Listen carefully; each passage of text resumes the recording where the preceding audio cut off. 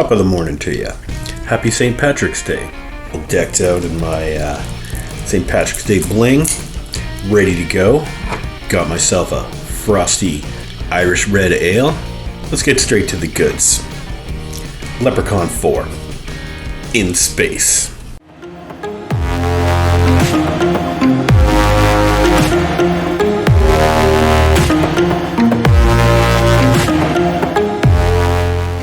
So the 17th of March, St. Patrick's Day. Perfect excuse to talk to you about leprechauns. Or specifically the Leprechaun movies.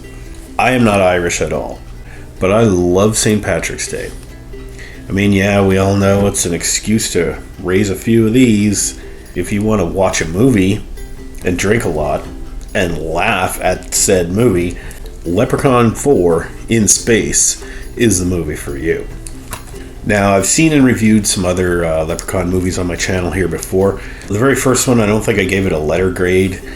It was a solid movie. It was stupid, but it was kind of like came at you at this angle, like you weren't sure if it was supposed to be scary or stupid, and it ended up being a pretty good balance of the two.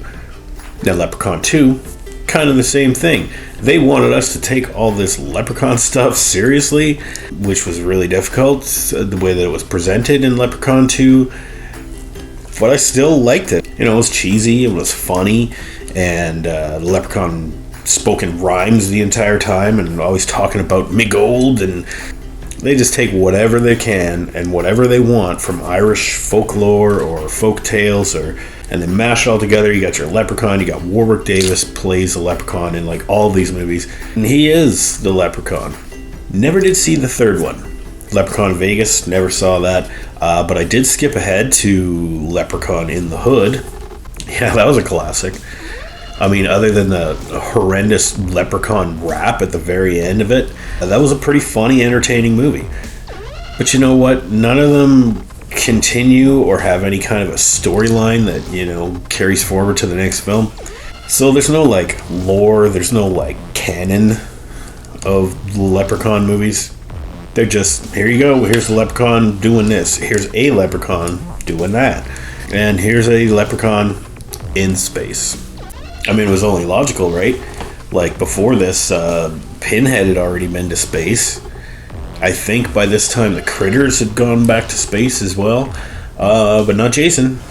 Jason has yet to go to space by the time this movie was made. It is by no means a horror movie. This is a straight-up comedy movie. It's a horror, sci-fi, action comedy, I guess. But a comedy nonetheless, because you cannot take Leprechaun in space seriously. You're in the wrong place, man, if you're looking for a movie that's gonna scare you or, you know, freak you out and entertain you with this crazy sci-fi concepts or something. Leprechaun in Space is an excuse to rip off Alien or Aliens. Also throw the Leprechaun in there, and he's doing something different now, and now he's a franchise. Well, I guess he was, you know, established franchise by the last movie. But this is just another chapter of the Leprechaun. How did he get into space? Who cares? It doesn't matter. He's on an alien planet and he's romancing, whining, dining this space princess of this planet that he's on. Wants to marry her so that he can become the king of said planet. Somehow that's going to help him rule the universe or something. I don't know. But this is like several hundred years in the future. We've got our like space marines or whatever from Earth. Well, actually, they're not marines; they're mercenaries. It's like Alien, except the alien is replaced by Warwick Davis in a little green suit. But there's a lot of twists in here too. It rips off a whole bunch of other stuff. Even Star Wars at one point. We get to see the Leprechaun like shoot it like a shootout, you know, like. As if he were battling stormtroopers or something. The mercenaries themselves are quite a mishmash of characters. So you got your one guy, he's like the sergeant or whatever, and he's got this big metal plate on his head.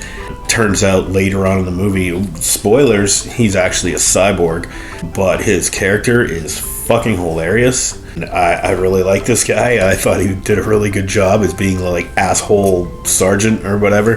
Then you get your like, I guess, protagonist. He's kind of a douche. He's your standard handsome wannabe leading man and he's got to be the love interest for this like ridiculously beautiful scientist that's on board. You also get Heidi from Tool Time, or rather from Home Improvement. She's in here, and she's actually a pretty good character. Then you get Miguel Nunez Jr. I remember him from Friday the 13th series, where he got killed when he was on the shitter. You get the Space Princess. The concept of her character is really dumb, but she's like this alien princess. She has like regenerative qualities or whatever. Like, anyway, there's like early in the movie, there's like a gun battle with a leprechaun. The leprechaun ends up trying to save her life, so he jumps on a grenade. In the explosion, the princess gets her hand blown off, and they find out that, you know, she grows it back eventually, right? But the leprechaun's like obliterated. So, being the idiots that they are, one of the mercenaries like pisses on the leprechaun's blown up corpse. You know how like in Alien, where they, you know, you got the thing jumps out of the egg and attaches to its face? Well, this is the equivalent of that, except the guy pees on the leprechaun's like blown up remains, and somehow emerald green space magic travels up the guy's pee stream and into him, and okay. So the leprechaun is able to kind of, like Alien, like plant himself into this guy's body, which is pretty obvious to us as audience members, but I guess it's a surprise to this guy anyway. The mercenaries take the princess back to their ship, and still alive, so, you know, maybe they can make some money off of this or whatever. Anyway, they're under the orders of Dr. Mittenhand, the best character in this entire movie. Dr. Mittenhand is like... he's got this like super thick German accent, like he's like a comedic version of a Nazi. Later in the movie, you see that he's actually like a cyborg.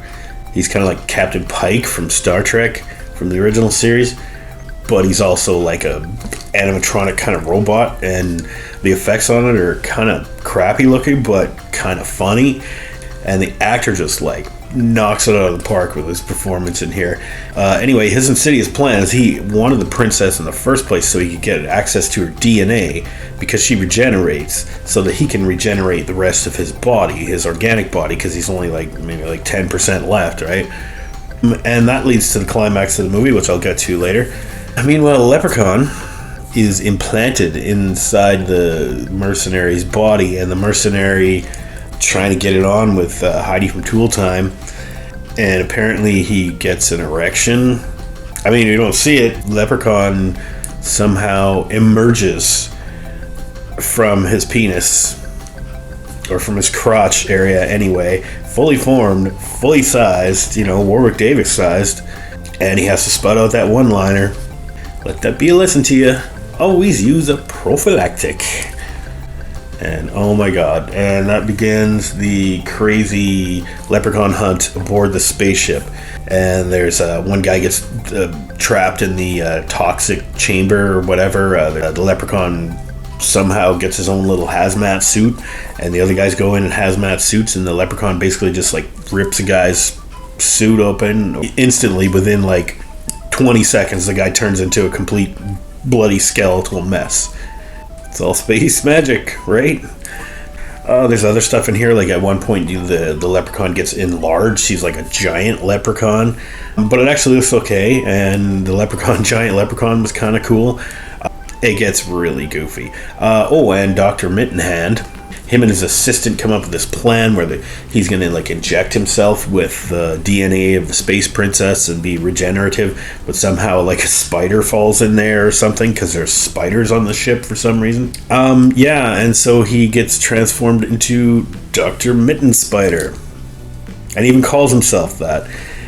And this is when it completely goes off the rails, and it's fun, but it's so fucking dumb. It really is. I mean, I wouldn't expect any less from the Leprechaun franchise, but wow. There's tons of dumb shit in this movie, like cyborg sergeant guy, the guy with the plate in his head. Turns out that he actually is a cyborg. The Leprechaun somehow like takes over his mind and reprograms him, and then he dresses in drag, and he gives a drag show, and he flip-flops between the two personalities of this hard-ass drill sergeant and this like drag queen persona. and it's pretty funny, I'm not gonna lie. Then you get some goofy kills and goofy special effects, like the one guy gets his face like flattened by the spinning tray or something like that. Oh, and I forgot to mention the fabulous nightclub that they have aboard this ship. Meanwhile, there's only like 10 people aboard this ship. Who's serving the drinks? I don't know why they even put it in there. It's fucking dumb. I mean, this whole movie is fucking dumb, but it's meant to be fucking dumb. This was the pinnacle, in my mind, of the Leprechaun movies. But this one, it was so ridiculous. It was so funny. The effects are bad, like really bad. But they just embraced it, and they just went with it. And they're just like, we're not making an Academy Award nominee here. We're just trying to have fun and sell you some more Leprechaun. And they did. And they made a pretty fun and entertaining movie. I think overall I'm going to give Leprechaun 4 in Space a B+. So far, my highest rated of the Leprechaun movies, because I enjoyed it the most. Because it was so stupid, and everybody in it knew that it was going to be stupid.